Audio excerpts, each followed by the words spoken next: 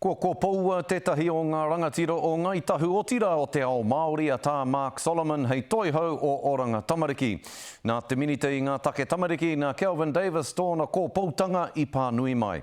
I tuku pūrongo te poari o Oranga Tamariki ki te minita i tērā tau, e mea ana me tino panoni i ngā āhuatanga o te mana tūnei. Ko te ingoa o te pūrongo, ko te kahu aroha.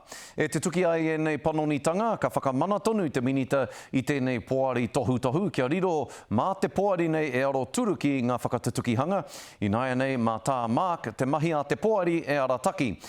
Ko ngā māngai o te poari, ko kahurangi Neida Glavish, Shannon Pākura, tākuta Ruth Jones, Mana Williams-Eid me Elf Filipaina. Hei tā Davis, he kanohi hō miro a tā Mark Solomon, e tino whakapono ana ka puta he hua nui i aia me tōna poari ki ngā tamariki me te hapori.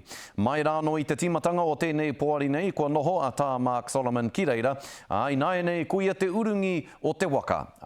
Hui tō tika atu ai ia ki te minita kia Kelvin Davis, kia mohio ai te minita e pehe ana te haere.